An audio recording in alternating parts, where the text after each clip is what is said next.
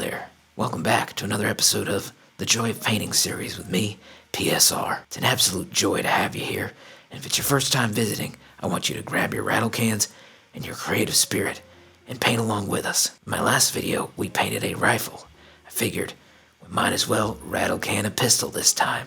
Now, before I get to talking about the pistol I'm going to paint today, I gotta give a big shout out and thank you to the sponsor of the Joy of Painting series, and that is KAK Industry. KAK Industry is based right here in the USA, and they've been operating for over 10 years, making quality AR parts and more. If you're interested in checking them out, I would never suggest going to their website, which I can't list here on YouTube, and I would never ever suggest using the code PSR for 10% off your entire order. Wink, wink. So thank you to KAK for sponsoring this channel. So why might you want to paint your pistol? Well, you could just want to look cool on Instagram for your buddies, or you could want to make your pistol a little bit harder to notice, a little bit more camouflaged. I'm going to show you how to do that today. So what pistol are we painting today? Well, we're going to be painting an 80 Arms GST9 Mod 1. Now, you could totally use this method to paint a metal frame pistol, but this is a polymer frame pistol, and the cool thing about it is it's got an adjustable mag well, so you can decide if you want to take 17 or 19 length mags. This is based on a Glock 19 Gen 3 with a Glock 19 size slide, and it is one of my favorite polymer frame pistols you can get. Now, before we whipped out the paint, I had to complete this whole thing, and I used the 80 Arms Infinity Jig to do so. Made it real easy, and I can make as many of them as I want now. This isn't just a one-use kind of thing, you can whip them out. For this pistol, we're going to keep it at the 17 length mag because it's kind of got that 19X feel, and it gives us more room to paint on, although I do really like their aluminum mag wells as well. Now, the slide on this thing looks really futuristic, and it's got a lot of nooks and crannies for us to paint around. It'll be a good little challenge for us to get good coverage over it. Now, it's important to note that before we get this project started, you're going to need a few things. Not all of them are necessary, but a lot of them are very important. First off, you're going to need a printer, or some way to print something, and not the kind of printer you're thinking of. We're talking a regular ink printer. You'll see why. You're also going to need a couple sheets of paper, some kind of a craft knife set or an X-Acto knife that has a nice precision blade on it. You're going to preferably need some kind of a degreaser or brake cleaner, but it's not entirely necessary. You're going to need some paper towels. You're going to need some cardboard to paint on. You're going to need some painter's tape as well. And you're going to need, of course, your firearm, which in this case is a pistol, and we got the GST9. I will say that I used this pistol stand from Middleton Made, and it really did help quite a bit. So shouts out to Middleton Made for making a cool pistol stand. One thing I forgot here is it helps to have acetone or nail polish remover, and you'll see why later. The camouflage pattern we're going to be painting today on this pistol is Greek Lizard. Greek Lizard is a very simple yet cool looking camouflage pattern that I thought would be nice for our first attempt at painting our pistols. This pattern incorporates 3 colors: tan, green, and brown. The paint we're going to be using today is Hunter Specialties Marsh Grass, Hunter Specialties Mud Brown, and Hunter Specialties Olive Drab. So first off, what you're going to do is you're going to print out some kind of a stencil. Now, you can just take a pattern, which I found on eBay. So I blew up the pattern on my page and printed it, and then used my craft knife to go around each of the patterns, taking out slowly and surely each one to try to get the most detail as possible. Remember that when you're carving out your stencil, be sure to have something underneath so you don't scratch up your mom's dinner table. She'd be not happy with you if you did that. So before we get to starting painting, it's important to degrease your pistol. Now, you don't have to do it, but it certainly does help the paint adhere to the frame and to the slide, especially if you've already shot the pistol. So what I did was I just took some brake cleaner, sprayed that thing down, and then slowly wiped it off with a paper towel. The next thing I did was I took my painter's tape and I plugged up that barrel real nice. You don't want any paint going inside the barrel and messing with the rifling. So what I did was I just pinched that sucker right off at the end, and there it was, sealed nice and good. Next thing I did was I taped up my trigger. Now, you don't necessarily have to do this, but it is where your finger's gonna go, and you don't want that thing to be sticky. Not in this situation, at least. Now, I know you might be getting antsy, so it's time to paint. Now, we're gonna go from light to dark today, so we're gonna start with our tan color, which is the marsh grass. Make sure to shake up your paint real good. Shake that sucker. Shake it like a salt shaker, as they say. We're gonna go really light coat. We don't want any overspray, just a very slight coat. And then we wait about 3 to 4 minutes, and then we lay down another coat. And slowly but surely, we're covering our pistol. Now, like I said, this Middleton made stand here really helps get that all-round coverage, because as you can see later, we're going to lay down the pistol and we won't need the stand. But when we're putting all that coverage around the pistol, it does help to have some kind of a stand. And not only does the stand help to get that coverage, but it also plugs up the mag well, because we don't want any sticky spray paint inside our mag well jamming up our mags. So I put about 3 to 4 coats of a base on here before I get to starting on my camouflage pattern. I just make sure that that is a very rich base coat, that tan color. You want it to be nice and peanut buttery. You just want to just eat up that thing, just sink your teeth right into that thing, except it would be painful and hard and tastes like brake cleaner and gunpowder, so don't do that. But it does look scrumptious, I must say. Now, if you're looking at me saying, what the heck is he doing? Why is he painting those sights? Well, I'll get to that later. Don't you worry.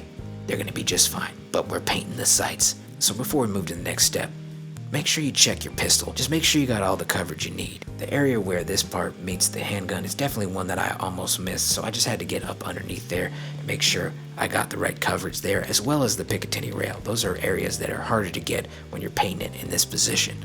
Now once you let that thing dry and you feel good about that base coat, it's time to move on to our camouflage tiger stripe patterns. I'd wait a good 10 minutes, make sure that coat dries, and then I'd take that thing off the stand and put it down right on its side. What we're going to do is we're going to take our paper towel and stuff that mag well real good and get it up inside there, just to make sure we don't get any paint in there.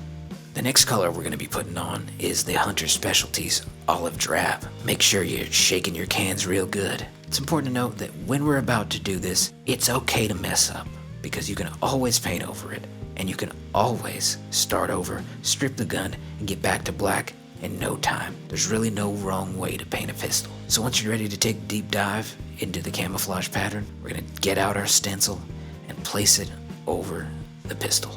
As you can see in my stencil, I cut out a few smaller camouflage patterns, the smaller tiger stripes, and I cut out some bigger ones too, and I'm laying over the big ones to start. We're going to use the smaller ones, a lot of them more on the slide and areas where it's harder to get to with the bigger ones.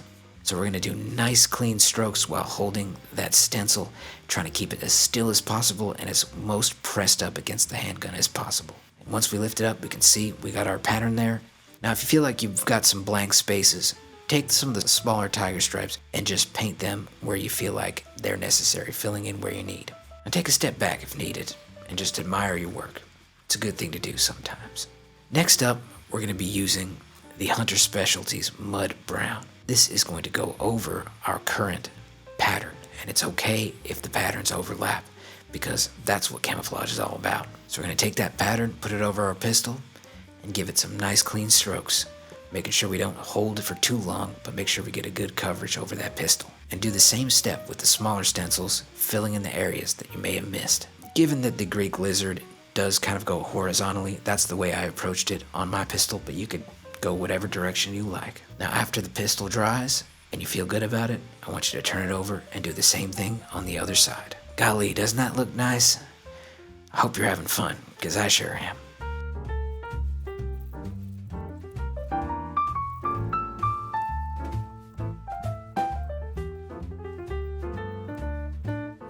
Next up, as you can see, we've got some surface area on the top of the pistol that we missed. What we're going to do is we're going to take this pistol once it dries and put it on our Middleton made pistol stand, and then we're going to get the top with our stencil. Because of that flat surface on the top of the pistol, it is a little bit easier to get those nice sharp lines with our paper stencil.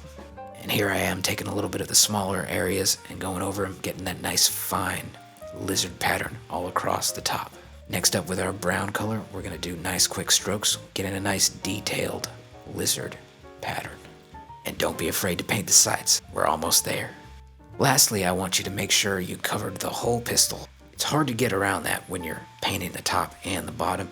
So once you're done doing all that and done doing the slide, make sure you get the back of the pistol and the front of the pistol where the grip is to make maximum coverage possible. So now we're going to make our sights usable. They've got spray paint all over them, so what we're going to do is we're going to take a Q-tip and some acetone or nail polish remover and take it and just scrape out all of the paint that's on where our sight picture is, where that front sight post is, and the rear sight. And now we've got usable sights that are also camouflaged.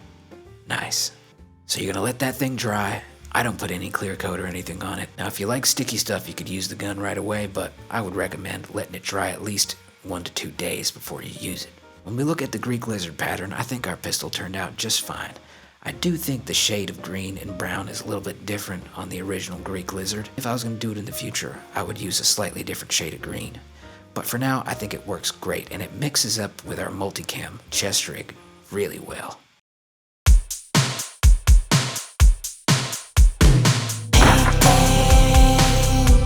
We're painting our pistol, the joy of painting. It's so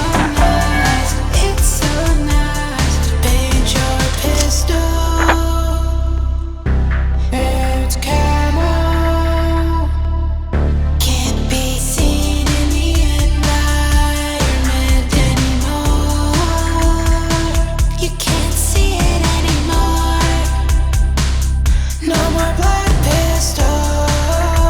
My pistol is camo now.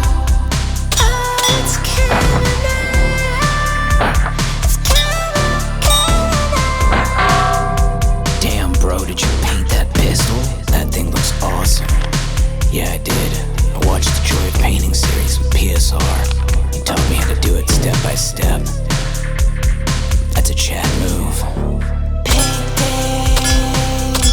We're painting our pistol, the joy of painting. It's so nice to paint your pistol. It's camo, can't be seen in the environment anymore. You can't see it anymore. No more black pistol. My pistol is camo now. Let's look at a time lapse of our pistol being painted. Here it is from the top view.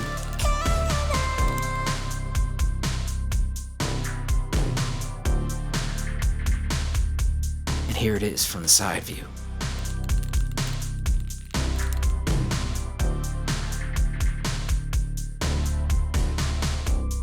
Here's before our paint job. And here's the complete thing. Well, I hope you had fun today and you enjoyed this episode of The Joy of Painting with me, PSR. If you want more episodes, please let me know in the comments. And once again, thank you for subscribing and liking the video. It does help the channel out quite a bit. You can follow me on Twitter at Printing Guns and on Instagram at PrintShootRepeat. Also, don't forget to be a good person. Nobody likes a piece of shit.